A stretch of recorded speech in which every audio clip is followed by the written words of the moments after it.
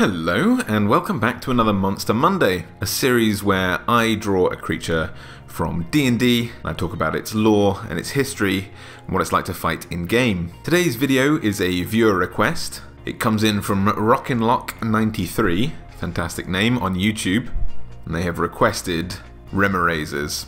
What's a Remorhaz? What are they?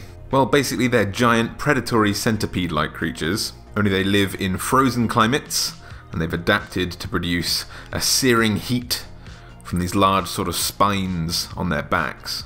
They first appeared in issue number 2 of Dragon magazine in 1976, where they were kind of illustrated looking a bit like a giant chitinous dragon, essentially. They're always depicted as having these kind of huge sails on their necks, a bit like a cobra's hood.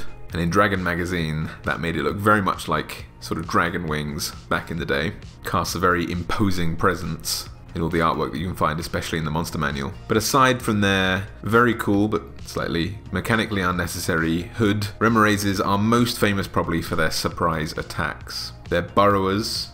They like to burrow under snow and earth and lie in wait for their kind of foolish prey to wander into range, at which point they leap out from it and usually pretty much swallow anything that has had the misfortune to walk a little bit too close to their hunting zone. They have a built-in tremor sense of up to 60 feet while they're under the snow and under the earth. And even underground they can burrow at 20 feet per round, unnoticed underground. Although when they're above ground they can move 30 feet per round. And they kind of remind me, in the way that they attack, the way that they like to burrow, of this creature. There's a sea worm called a sand striker, or a bobbit worm. Maybe you've seen some videos on YouTube, something like that, of this absolutely nightmarish thing that looks like a crab's claw, maybe, lying in the sand, maybe disguised, covered by a layer of sand or something like that. When a fish swims too close, it launches itself like a shotgun, grabbing the nearby prey and taking it down into the depths. It's very, very similar to a Remorhaz. Bobbit worms, or sand strikers. Sand strikers sounds a little bit more cool. We'll go with sand strikers. Sand strikers grow to an average length of about 3 feet. Although, because nature has seen fit to conjure some of our most horrifying nightmares in flesh form, they can also apparently grow to about 12 feet long, according to the Smithsonian Channel. And just like Remorhazes, they feel vibrations in the water and leap up to attack their prey with several disjointed mouth sections, sort of mandible-like pincers, which again is depicted very often with Remorhazes. They have sort of like 3 distinct bottom mouth pieces and then 1 large upper jaw as well. So I'm reckoning that the Sand Striker influenced the Remorhaz, because again, just like their cousins, Remorhazes will spring their trap, and when they do so, they launch themselves out of the ground to bite the party, one unlucky party member. And it's like, you know, big deal. You're gonna get bitten by a creepy, disgusting looking centipede, but I mean, it's a centipede at the end of the day. What kind of damage can it do? Well, Remorhazes are not your average centipede. They are absolutely monstrous. They're in fact defined as monstrosities, to be exact. They are defined as huge. They're a challenge rating 11 creature, which, unlike the bobbit worm, which if it's lucky reaches 12 feet but usually is something like 3 feet, the average Remorhaz reaches 20 feet long. I would just not go to the Arctic in D&D, I think. I would just honestly leave that well enough alone. But if you have the misfortune to be an adventurer in the Arctic and have triggered a Remorhaz's trap, when it ambushes you, it will bite you, or at least it'll try to. If it succeeds, it'll deal a massive 6d10 plus 7 piercing damage as it bites you, and then an additional 3d6 fire damage, because, you know, why not? And on top of that, you're then grappled, with a difficulty rating 17 check to try and escape from its jaws, which is one hell of a surprise, I'll give it that. Now, the upside of this nightmarish attack, if there is such a thing, is that it can only do this once per turn. It only has 1 attack per turn, which is very unusual for creatures of such a high challenge rating. And if it grapples you successfully with its bite, it can only target that one person. So, if you have the misfortune to be the person who's attacked, at least your friends and allies will be safe while it tries to devour you whole. The downside is that this is only the beginning of your pain, because Remorhazes are known for eating elk, polar bears, maybe the odd young frost giant, or wayward wandering frost giant, if they can. So they're really not worried about you. And now that you're grappled, you also get set on fire, because Remorhazes have adapted to their cold environments by developing large burning spines, which were initially described as lumps when they were first introduced, that basically keep them warm, as a byproduct of which you slowly melt alive, or pretty much any other kind of creature. It's described in the book as any creature that touches or makes a melee attack against the Remorhaz. This isn't like once a turn, this is just pretty regularly. If you ever try and attack it in combat, or get close enough to touch it, you just take 3d6 fire damage. That's not a Constitution saving throw, it doesn't have to roll to hit you. You just take that much damage from being in its proximity and thus burning. So the person who's grappled is definitely within that category and is burning to death while they are being chewed. And I'm pretty curious about this feature because it's described as an adaptation to its environment. The monsters are called monstrosities in this edition, but they're called magical creatures in other editions, so perhaps this fire is magical. Makes me think about the origin of these creatures, that maybe they are not natural, that they were created in some way. But whoever created something like this, I imagine, regretted it pretty swiftly. They really don't look like creatures that would do very well in Arctic conditions. Insects seem like they'd freeze without fur. A lot of insects in the Arctic do actually develop kind of hairy coats, a bit like bumblebees.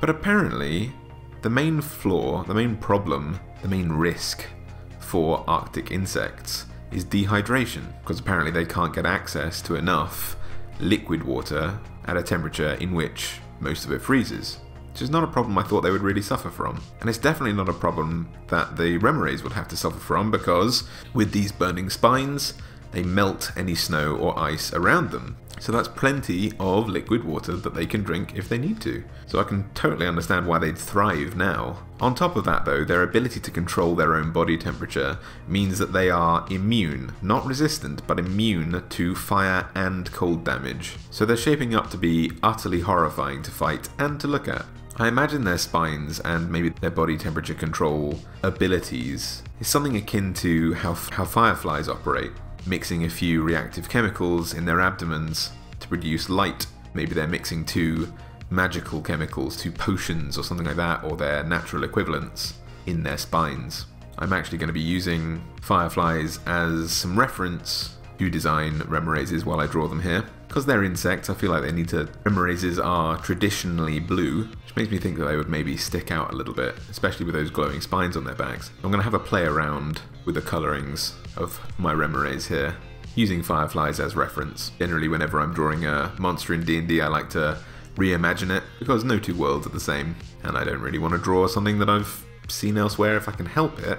I like to have a play around. Anyway, I digress. If you've not managed to free yourself from the Remorhaz's bite by now, after all this time considering how they might be setting you on fire, you're pretty much doomed. I mean, you've been bitten to pieces, you've probably been caught on fire twice now, because it's the start of a new turn, and now the Remorhaz gets to swallow you. It gets the ability to swallow any creature that is grappled, in the way that it has with its bite. And what happens in that case is that it follows the conditions of another bite attack, so that whole thing that happened last turn, all the trauma happened last turn, happens again, and then it swallows you in however many pieces remain, and that's just it. You are swallowed. Count as blinded and restrained while you're in its stomach, and you also take 6d6 acid damage per turn as you are slowly digested. I say slowly, 66 is going to whip through someone pretty quickly. Now their stomach provides complete cover, so your friends can't target you with any spells that might help you out. And you're restrained, so it's very unlikely that you're going to be able to cast or use anything while you're inside the stomach of this thing. You're pretty much entirely immobilized, and you can't see anything, even if you could move. Now your friends can try and save you from a horrible fate. If they manage to deal 30 damage or more to this creature in a single turn, bearing in mind that they have to beat its 17 armor class, sorry for spoilers, then the Remorhaz starts to convulse with all this damage. It's not sure it can keep you down. So it possibly, not definitely, it possibly tries to throw you up, only if it fails a 15 difficulty Constitution saving throw. And it has a natural 21 Constitution score, so good luck with that. And they can keep attempting this, but if they don't manage to deal the right amount of damage, or if they do deal the right amount of damage and this thing keeps passing its Constitution saving throw, because let's face it, it's likely, there is another way out of this creature. If your friends manage to kill the creature before you are fully digested, you no longer count as restrained, and you can begin to crawl your way back out of its mouth to freedom, although you probably look a little bit more like Deadpool now. And the fun world of horrifying giant devouring centipede monsters doesn't end there, because they also come in fun size in 5th edition. You have the ability to fight a challenge rating 5 version of these that's only a large rather than a huge monstrosity, and according to the D&D book, it adorably will only nibble on people rather than devour them whole. It's not big enough to swallow something whole. By nibble, I mean it does 3d10 plus 4 piercing damage, and then sets you on fire, which is truly adorable, isn't it? In fact, it's so cute that apparently the hatchlings are often caught by frost giants and are trained as terror-inducing guard dogs for their cities and for their land. Anyway, this has been a really fun foray into the exact reason why a lot of the NPCs that your players encounter have decided to probably not go out and be adventurers. That said, I do really love them. I think they're fantastic creatures, and I've had a lot of fun drawing this one. They're a really iconic D&D creature, so it was nice to have my own spin on them. If you enjoyed this video and you'd like to help out the channel, then please leave a little thumbs up, a little like, maybe favourite this video, and share it with someone who you think might enjoy this. If you've got any suggestions for monsters that you'd like to see me draw and talk about, please feel free to leave them down below in the comments section, or in the description I've also left all my social media.